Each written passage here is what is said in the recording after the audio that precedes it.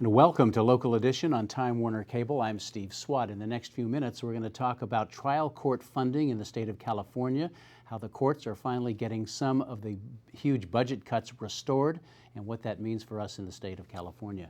My guest this segment is Reggie Jones-Sawyer, member of the State Assembly from South Los Angeles. Yes. Thank you very much for being with us. And my pleasure. And I know you chair a budget subcommittee. Budget Sub 5, which is the public safety which subcommittee. deals with this issue. And I guess we ought to set up the problem. Over the last few years, there's been close to $500 million sort of cut from trial courts, and they've been complaining about it for years. Right.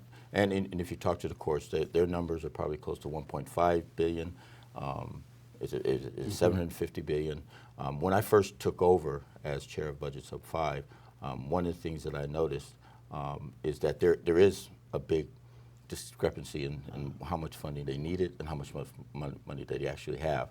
But more important, I started hearing stories about how well or not well they've been doing the budget. For example, they had a CMA, a court management system that they were trying to implement.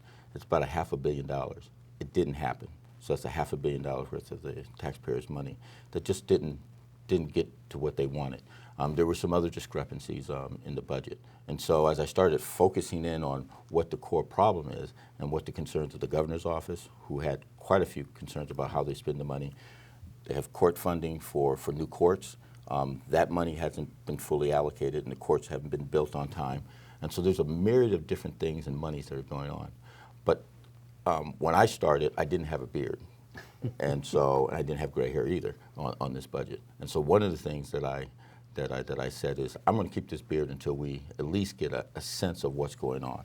And so this budget cycle, the legislature, the Senate, and the Assembly decided that once we were able to decide on what that number is, $60 million, which was ultimately agreed with the governor and the Assembly, we wanted to give them $100 million, the legislature, but that was the ultimate agreement of $63 million. We also wanted some accountability and for the taxpayers to see how that money is paid for. So within this new budget, for the first time, the courts are supposed to come back to the legislature with a plan of how they're going to spend the money. And then we get an opportunity to review it as a legislature and then hopefully make some recommendations on how to do that.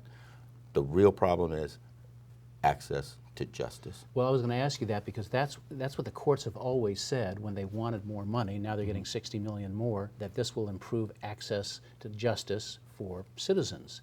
Are you concerned that may not happen? I think in the past we didn't know if it happened or not.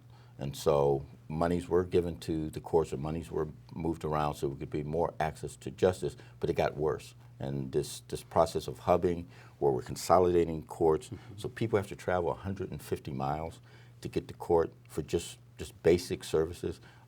Mothers who may have a spouse that's abusing them, and they're trying to get some relief from the courts to get some staying power.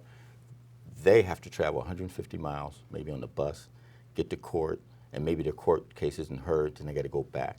And same with businesses. They're adversely impacted. And so the hubbing may not work for everyone. And so the $63 million is hopefully to alleviate a lot of that.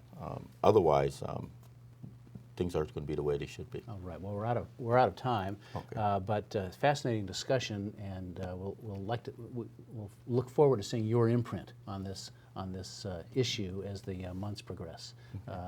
Assemblyman, thanks very much for coming by. Appreciate it. And thanks to our viewers also for watching Local Edition on Time Warner Cable. A reminder, you can see this and other interviews on My Government on Demand and YouTube. Have a nice day.